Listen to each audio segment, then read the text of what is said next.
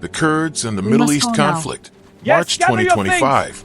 If you turned on the news this morning, March 5th, 2026, you likely saw headlines like this. Thousands of Kurds cross from Iraq into Iran to launch ground offensive. Reported by Fox News, citing U.S. government officials, and followed by similar reports from the AP, CNN, and the Jerusalem Post, the situation escalated rapidly. Shortly after, Iran announced it had fired 3 missiles into the Kurdistan region of Iraq. All of this happened in a single day. Watching this, many of you probably asked one fundamental question. Who exactly are the Kurds?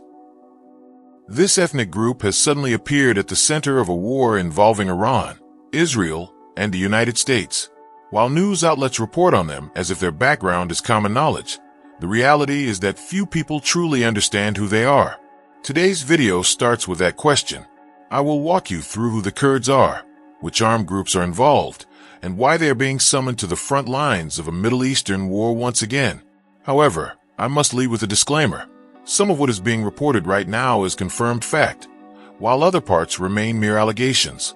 Before we jump to conclusions, it is vital to calmly examine what has actually been verified. 1. Who are the Kurds? The world's largest stateless nation.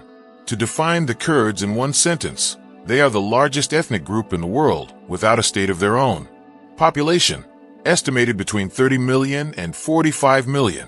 Ranking, they are the 4th largest ethnic group in the Middle East, following Arabs, Turks, and Persians. Geography, they live across the mountainous border regions of 4 countries: Turkey, Iran, Iraq, and Syria. Identity, they possess their own language, Kurdish, related to Persian, a distinct culture, and thousands of years of history. Their religious identity is diverse, including Sunni Muslims, Christians, and the Yazidi faith. 2. A century of broken promises. Why don't they have a country? We have to go back 100 years. After World War I and the fall of the Ottoman Empire, the British promised the Kurds an independent state if they fought on the Allied side. In 1920, the Treaty of Sèvres actually included provisions for a Kurdish autonomous region. But just 3 years later, the Treaty of Lausanne, 1923, scrapped those plans entirely to satisfy the interests of the newly formed Republic of Turkey and other regional powers. The promise was deleted, marking the beginning of the Kurdish tragedy. Since then, they have faced brutal oppression.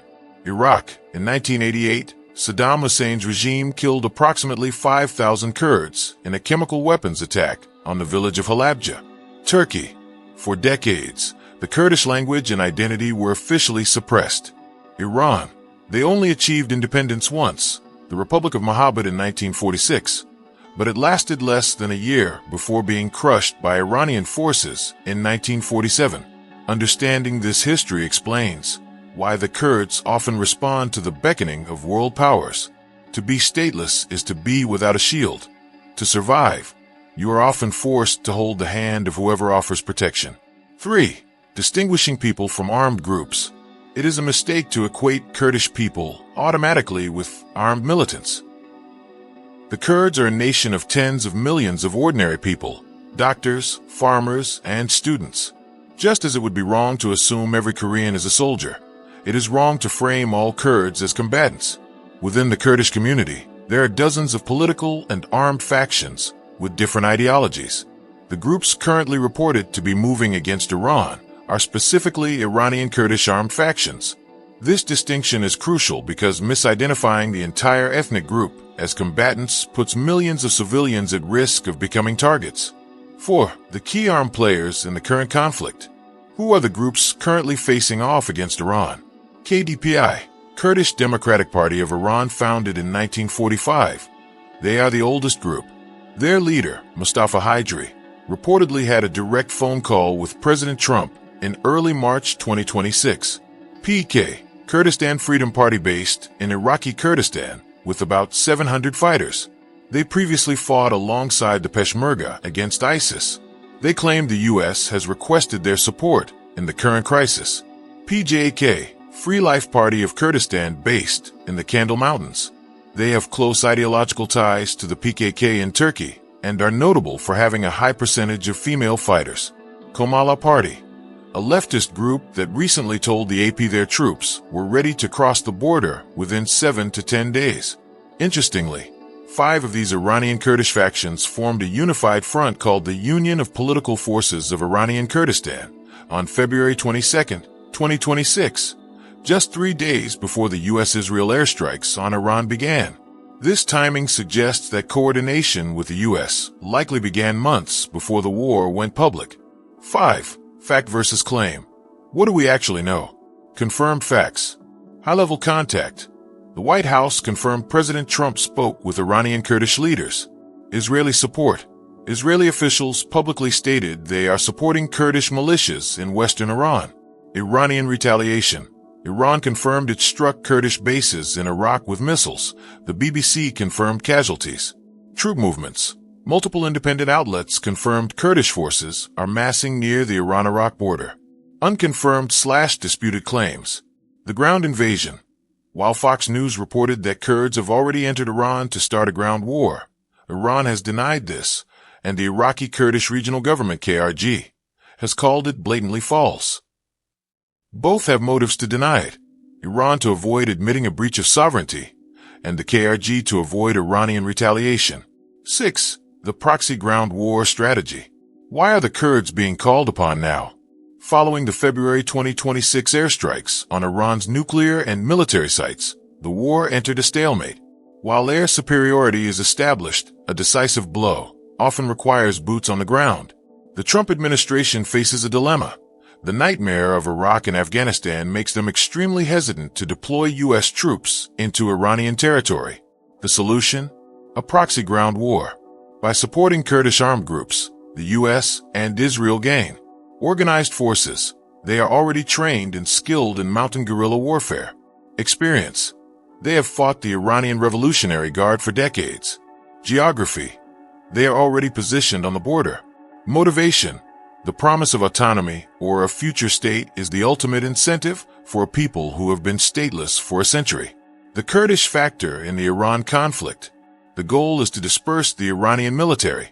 If the U.S. and Israel conduct airstrikes while Kurdish armed groups supply pressure from the western border on the ground, the Iranian military must respond in 2 directions simultaneously.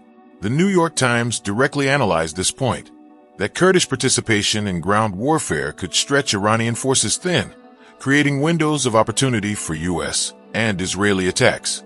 Israel's objective goes a step further. An Israeli official publicly stated that the goal is for Kurdish militias to seize parts of Kurdish territory within Iran to induce a widespread uprising, ultimately overthrowing the Iranian regime. The intent is to spark a rebellion that accelerates the collapse of the Iranian Islamic theocracy. From Iran's perspective, how threatening must this feel? Bombs are falling from the sky, and from the western border, Kurdish armed groups, who have harassed them for decades, are approaching with the backing of the U.S. and Israel. This is why Iran launched missiles at Kurdish group headquarters. It is an attempt to eliminate the threat in advance, as well as a contradictory response, denying reports of infiltration while simultaneously taking military action. The uneasy neighbors, Iraq, Turkey, and Syria. Several countries are watching this war with discomfort. Iraq, Turkey, and Syria. Iraq is in a very complex position. The Kurdistan Regional Government, KRG, is essentially a semi-independent region within the Iraqi Federation. For Iranian Kurdish armed groups to operate from this area is, from the perspective of the Iraqi central government, equivalent to offering their territory as a launch pad for another country's war. Pro-Iranian forces within Iraq are powerful, which is why the KRG Prime Minister's office immediately denied the reports of ground warfare. Turkey is anxious for different reasons.